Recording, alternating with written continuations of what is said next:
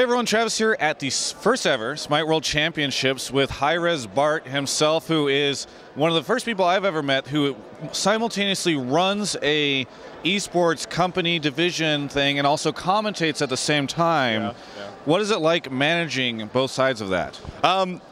Well, I mean, in the office, it's a lot more of the business side of the work. I have a business degree, as we were just talking about. So there's a little bit more of the kind of biz dev and directional stuff. I have a lot of meetings. And then really most of the procedural esports work is done by the number 2 guy in the division, which is a guy named Adam. APC is his handle. And he works his ass off so that I don't have to mostly. I did it for about 2 years doing both for tribes. And then we were like, this is completely unsustainable. Like, we need more people. And then at events, it's pretty good because I get to be just kind of like scumbag talent and let like the guys kind of take it and run with it. So it's been really, really awesome for me. So do you ever, as the guy running the show, say, you know what, all those commentators are terrible except for that Bart guy. I really like him. Yeah, I'm doing the finals, coincidentally. We actually have a really, really good team. We just moved one of our commentators, Dry Bear, off of commentary onto analyst desk to permanently anchor that, and brought in a guy from Europe, this dude Hindu man, who's this British guy, to spice it up a little bit, because if not, we were 4 white dudes with beards. Yeah. So we've done a little bit of the mix and match, and our team is really strong. We all work together. So for me, it's always really easy to just say, hey, I have to do this interview, you know, you pick it up, and we all have kind of meshed together for these events. We boot camp for about 2 weeks. All the talent has been here for about 2 weeks, just grinding it out. So it's really, really an easy thing for us to do, to just kind of mix and match.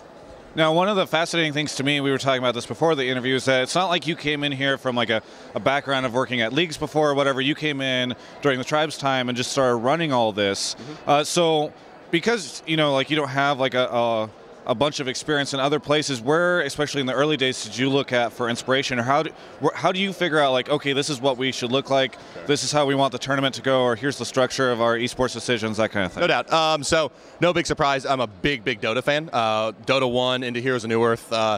Big fan of Honcast and everything they did.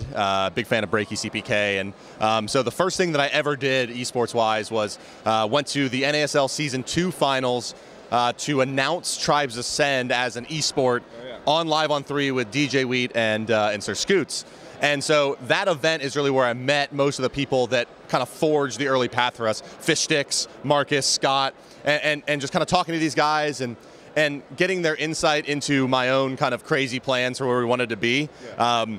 Now 3 years later, I finally get to run my first league, right, which kind of culminated with this. So it was a long path, and we built it, right? So it was kind of organic, and we had a lot of mistakes, but certainly through Tribes and now through the first couple of years of Smite, we've learned a lot. So just a quick example, like Smite we ran like 56 weeks of one-off weeklies before we ran any kind of like locked-in league, just to make sure, one, that everything was working well, but also to allow for teams to come in and allow us some time to learn. So luckily, when we go to the world stage like this, we've actually had some time to prepare, and so that's why I think you see the quality of the event we were able to put on is the backlog of all the grinding we did. Kind of moving with that topic, and with what you were just saying, this caps off the end of the first season for you guys. How do you feel about the way that the league looked? I mean, I know you guys might be a little hesitant to talk about what next year is going to look like, or the next season, but how do you feel about how this first one went, and what are some of the lessons that you're looking forward to take into the next season? Sure. So just kind of a funny microcosm story about that. When we were making Tribes, one of the things that I just begged developers for was like demos, right? It's an FPS game, we have to have demos, we have to have replays. It's like the most important thing. And it started to come in towards the end, and in Smite we had full demo capability. So one of the big takeaways from this year was that we were broadcasting these games, and we kept on having these issues where like the servers weren't streaming the games fast enough, and we'd have to pause, and like, you know, and so the season, you know, did have those technical issues. And then we're sitting there looking at it, we're like, we're idiots. Like, we worked for a year to get a demo system. We'll just cast the games an hour later. Like, it's going to be great, you know? And so, like, the last few weeks ran like butter smooth. So looking forward to next year, just at the production level, right? A very small piece of it. That's definitely a big takeaway. And then that kind of as a whole, we learned a lot about kind of rhythm. Like, we did games 4 days a week this year. I think we're going to pare that down a little bit moving into next year. Our content schedule around it's going to change a little bit. So it's all just fine-tuning, iteration. The company is like crazy flat HiRez. Like, there's like the employees and then the executives. There's no like management, middle management. And it's also really crazily Scrum focused. So we do lots of rapid iteration on things, inclusive of esports. So that's kind of where we are right now, is like, all right, fix all the problems we had and move on. Right. So kind of along the same lines, I mean, you've got the production side of things, but you also have the format structure and really the way that you're supporting your partners and organizations that are involved in all of this. How do you feel about the current state of like being what it's like to be a pro player in this in the series and in the league? And do you think that there's additional stuff you could do to support those guys? Sure. So I think a lot of, well, I don't think, I know. A lot of my focus in kind of what I do outside of the business partnership relationship management is team relationship management and ownership.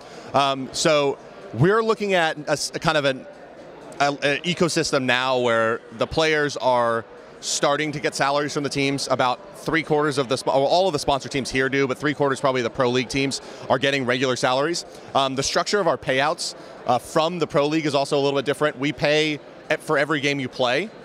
We pay double for winning than for losing. So we kind of set up this situation in which you can supplement your income in a lot of ways. For example, we paid, I think, 30% premium on all of your winnings if you streamed your games for the tournament. So there's a lot of different ways that we do that. And then it's working with like title sponsors like Curse and other big entities like Logitech and all the guys you see here, and starting to try to incorporate some of that money back into the esports teams and towards the players outside of the team structure. So that sounds a lot like a franchise model, which is not really what we're going to run next year, but it's definitely the kind of thing that when you look at sustainability in sports, ad money is what kind of drives all of this big sports leagues. So eventually we're going to go in that direction, one would assume, just given the market. Now, League of Legends style of subsidizing the players directly as pseudo-employees of the company definitely works. And I think it's something that, you know, you look at and it gives you a lot of control in a lot of places. So the answer is we don't have a like definitive plan for how we push forward through the next year. In the next year, we have plans for how to incorporate more money back to the players, but it's not that kind of here is the path and we're going to be franchises or we're going to be owning all of the teams essentially in 2017. My gut leans towards trying to incorporate more sponsorship money probably over buying the teams, but I don't know. My accountants will probably tell me what I should do. Yeah. So it's kind of along those lines, you guys had a very, very impressive prize pool for this. I know it's the third largest prize pool ever for an esports event. Is there any thought in maybe pushing some of the money from the prize pool over towards like the day-to-day for these guys, or incorporating maybe some of the, like shifting some of the pricing? Because right now, basically, you win this thing, you get like a huge thing. It's kind of more like the Dota model with TI, right. Whereas if you're, you know, like the last place team in the league, you're not doing so well. That's right. Is that 50% payout to the first place right now? We are paying out all the teams that came here. So 8th place, I think, is still walking away with like, I think 1.5 percentage points, which is still, you know, a nice chunk of change for them. Yeah, no, I don't know. Specifically to deferring prize money out of a big pot to sustainable life. Well, I shouldn't say like deferring. I just mean you guys put so much, or there's so much money in this prize pool, and so like there's kind of this like uneven spread. A lot of people talk about this in the Dota scene, but some people like that. Some people say that like if you're the top team, you should be getting like so much money, and if you're the bottom, like you shouldn't get that much. So I'm curious what your thoughts are on it, because right now I think you guys almost kind of sit in the middle between like the league and Dota model. Yeah, we pay it all the way down like Dota does, but we're a little bit less aggressive than they are in terms of skewing it towards the top. I think that all things told, in a perfect world, my executives let me add more content to the game for the teams to directly subsidize themselves.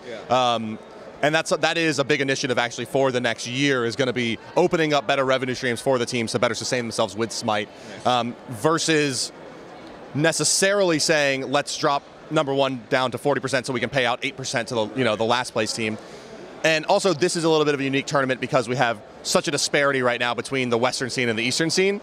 Next year, that's going to be a lot tighter as well. So that'll impact definitely how we address payouts.